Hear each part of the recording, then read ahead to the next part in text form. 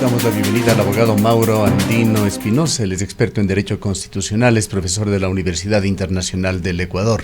Abogado Andino, el país sigue en una encrucijada política. Otra compleja semana se perfila. ¿Es necesario que se inicien diálogos abiertos entre los diferentes poderes fácticos de Ecuador? ¿O el único camino que queda serían los mecanismos de democracia directa? Muy buenos días, un gusto poder compartir con ustedes. Efectivamente, vivimos una situación bastante tensa desde lo político, en lo institucional. No es una situación fácil.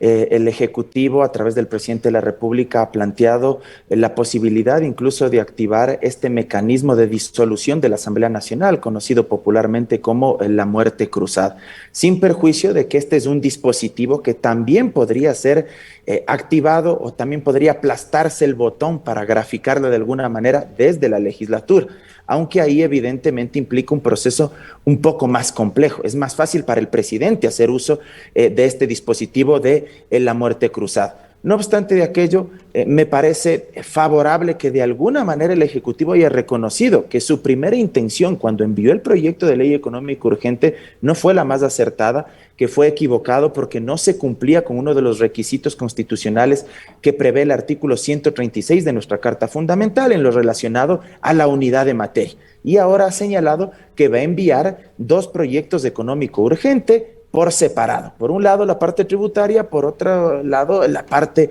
laboral. Esto no deja de ser polémico igual, porque digo, si es que una de las cuestiones que se cuestionaba al Ejecutivo de que no cumplía con el tema de la unidad de materia era que se mezclaba el tema fiscal, la parte tributaria con la parte laboral. Entonces ahora se vuelve a interpretar desde el gobierno que la reforma laboral se puede asumir como un proyecto de corte económico urgente. Veamos cómo lo cataloga el CAL en este sentido, sin perjuicio de otro elemento que no es menor y que también seguramente provocará mucha polémica y discusión jurídica y política. El 140 de la Constitución, en el segundo inciso, en una parte, la pertinente, señala que mientras se discute un proyecto calificado de urgente, el presidente no podrá enviar otro, salvo que se haya decretado el estado de excepción. ¿Y por qué subrayaba yo esa primera parte? Mientras se discute un proyecto calificado de urgente. Porque si es que uno quisiera realizar una interpretación literal del sentido de esta norma, uno entendería que primero debe discutirse o primero tiene que analizarse un proyecto económico urgente, que se esté discutiendo uno, para que ahí recién el Ejecutivo pueda enviar el segundo proyecto económico urgente, haciendo uso de esta excepcionalidad que la norma le entrega. Pero digamos, son cuestiones que veremos cómo se las procesa y qué resuelve el Consejo de Administración de la Legislatura durante los próximos días cuando el presidente Lasso remita sus proyectos. ¿Cómo califica usted ese primer intento de operativización del proyecto por parte del Ejecutivo? ¿Qué es lo que mostró allí? ¿Falta de experiencia? ¿O era más bien una estrategia quizá que el gobierno lo hubiese podido considerar como necesaria para preparar un escenario para la discusión, pero empezando con una vara alta? Yo creo que la política debe ser entendida como el escenario de lo posible, el arte de lo posible. Es decir, por más que usted sea gobierno y usted tenga determinados objetivos, usted también tiene que sopesar cuáles son las condiciones y los factores institucionales y políticos que rodean a su propuesta. Es decir, usted debe estar consciente que no tiene mayoría absoluta, que usted tiene apenas 12 legisladores, y que si usted desea que su proyecto sea aprobado íntegramente, como usted soñó o anheló, tiene que estar consciente de que lo más probable es que eso no suceda. Si es que usted no hace ciertas concesiones, si es que usted no cede bajo ciertos parámetros. ¿Por qué?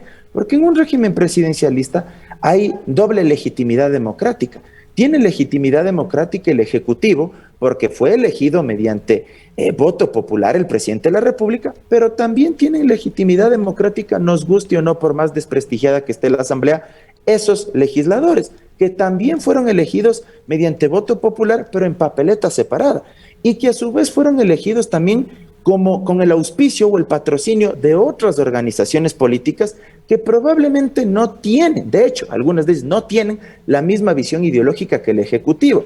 Entonces, en ese tránsito, mutuamente tienen que ceder.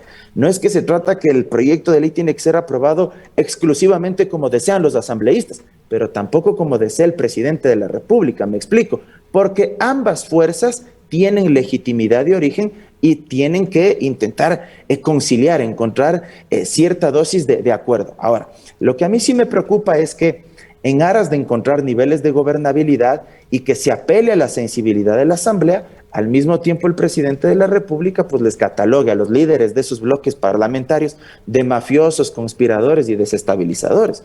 Así es difícil poder conversar.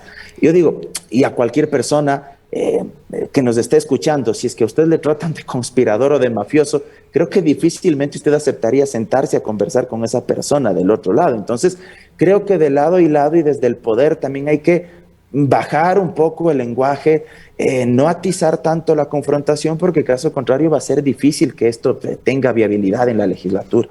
Abogado Andino, muy buenos días. ¿Considera usted que existen los elementos que justifiquen una muerte cruzada, es decir, en base o con base en lo que expresa la Constitución y la norma jurídica, se estarían dando en el país o podrían darse en el país las circunstancias que justifiquen un llamado por parte del presidente de la República a esta muerte cruzada o a esta disolución de la Asamblea? Constitucionalmente existen las causales que tanto la legislatura como el Ejecutivo pueden activarlas. En el caso del presidente de la República, ¿por qué podría activar la disolución de la Asamblea Nacional? Uno, si es que el Parlamento se ha arrogado funciones que constitucionalmente no le competan, pero en este caso exclusivo se necesita el dictamen de admisibilidad de la Corte Constitucional. Pero adicional a esta causal, el Ejecutivo podría aplicar otras. Por ejemplo, que el Parlamento se esté oponiendo de forma reiterada e injustificada a la ejecución del Plan Nacional de Desarrollo. Y otra causal que es grave crisis política y conmoción interna. En relación a las dos causales, a las dos últimas que yo le he mencionado, no se necesita dictamen de la Corte Constitucional. Por eso yo le decía en el inicio de mi intervención, para el Ejecutivo es mucho más fácil aplastar el botoncito de destrucción de la Asamblea Nacional, por llamarlo de alguna manera, con la consecuente convocatoria de forma inmediata a elecciones generales. No solo para la nueva legislatura, para reemplazar a esta asamblea que ha sido disuelta, sino también elecciones para presidente y vicepresidente de la República. Ahora, los asambleístas disueltos y el presidente que activa el mecanismo, ¿pueden volver a candidatizarse? Claro que pueden volver a candidatizarse. ¿Se asume esta nueva elección como una reelección en caso de que ellos ganen? No, no se asume como reelección, porque simplemente si es que vuelven a ganar la presidencia o la asamblea, ellos simplemente desempeñan sus funciones por el tiempo que faltó para culminar este periodo que ha sido interrumpido parcialmente. Abogado, efectivamente eso es lo que nos dice la norma jurídica, lo que nos dice la Constitución, pero quizás mi pregunta era si usted considera, de acuerdo a su criterio, que efectivamente alguno de estos elementos estaría cumpliéndose en el país, de esta reiterada negativa de la Asamblea. ¿Hay conmoción interna en el país para que se justifique que efectivamente el presidente pueda tomar esta decisión? Yo creo que aún no se materializa eso, porque fíjese usted, el Ejecutivo apenas ha enviado 3 proyectos de ley a la Asamblea, de los cuales uno es la Ley de Comunicación y el otro la Ley de Educación Superior. Y ambos ya se están tramitando en la Asamblea, o sea, no es que están guardados en la gaveta del escritorio de la presidenta o del Consejo de la Administración de la Legislatura, se están tramitando.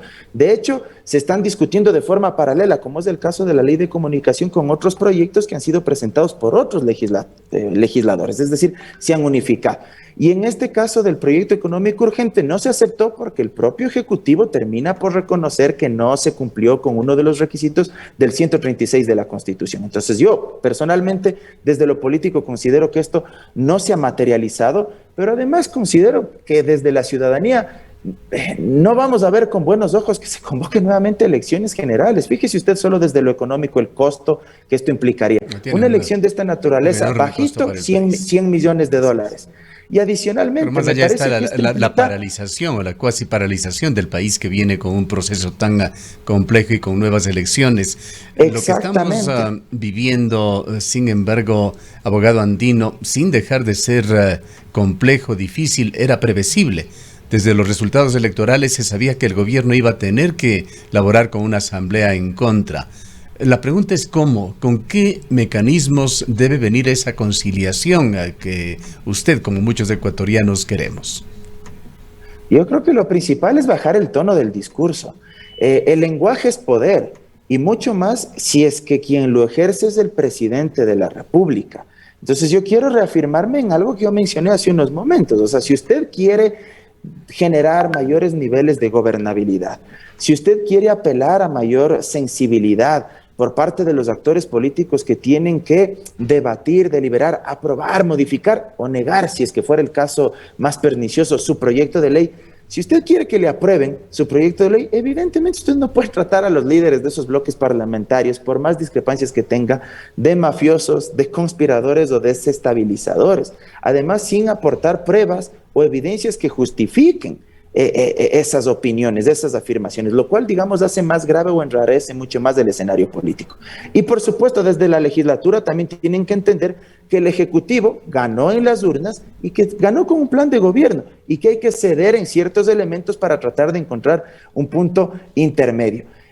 Yo aspiro que de lado y lado se bajen las tensiones, que no lleguemos a consumar esta salida institucional, que cierto es, está garantizada en la Constitución, pero creo que en lo político sería terrible.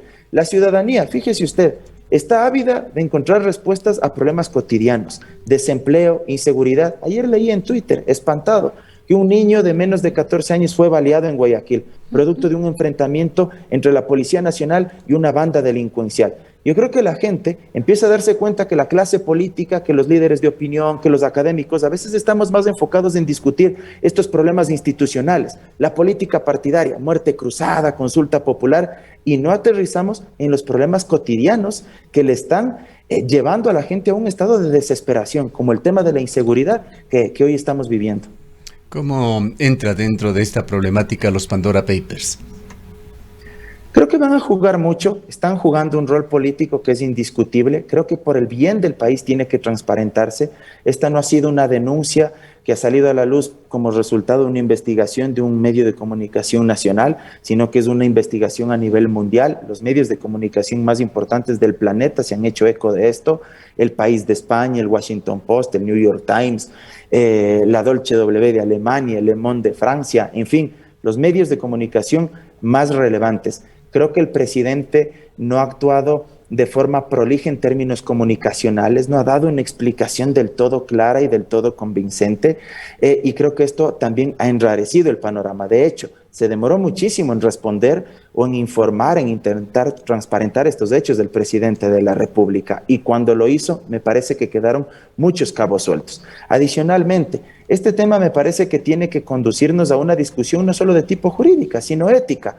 Puede ser que desde lo legal el presidente de la República, como él lo ha dicho, efectivamente no cometió ninguna infracción, no cometió ninguna ilegalidad, pero a veces lo legal no siempre es lo legítimo, lo legal no siempre es lo ético, lo legal no siempre es lo moral. ¿Por qué? Porque sin duda alguna, alguien que tiene inversiones en paraísos fiscales obedece probablemente a dos razones.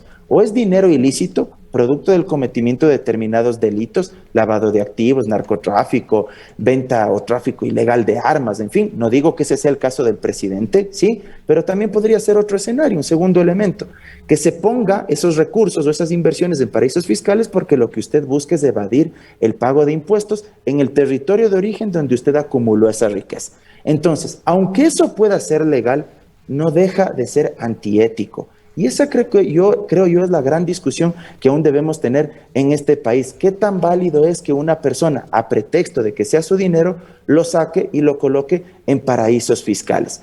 Y la otra cuestión, en lo jurídico, también quiero ser absolutamente claro en este sentido. Desde mi punto de vista personal, no aplica esta investigación como causal para juicio político, porque el 129 de la Constitución es específica cuáles son las causales para que pueda ser enjuiciado políticamente un presidente. Delitos contra la administración pública, delitos contra la seguridad del Estado o delitos de lesa humanidad. Entonces, en este sentido, no aplicaría para juicio político, sin perjuicio de que ese informe de la Comisión de Garantías Constitucionales sirva como insumo para poner en conocimiento de Contraloría o de Fiscalía, o incluso sirva de base para la muerte cruzada activada desde la Asamblea en contra del Ejecutivo, pero no como juicio político. Una reflexión final, abogado Andino. toda la planificación del país para el 2022, tanto en el sector público como el privado, se realiza ya en forma intensa a partir de este mes de octubre. Lo menos que se puede pedir es que esta bruma se despeje con respecto al futuro inmediato de Ecuador. Absolutamente, porque estamos atravesando momentos de mucha inestabilidad. Realmente no hay un horizonte claro todavía. Yo creo que en términos de política pública hace falta mucho.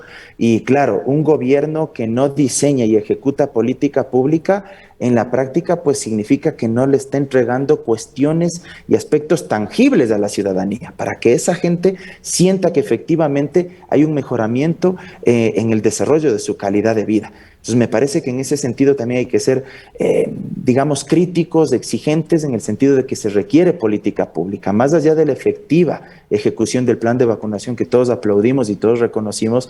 Me parece que aún temas de fondo todavía no se han materializado, y esto perjudica sin duda alguna a los más de 17 millones de ecuatorianos. Bien, gracias por habernos atendido. Ha escuchado al abogado Mauro Andino Espinosa, experto en Derecho Constitucional, se pertenece a la Universidad Internacional del Ecuador.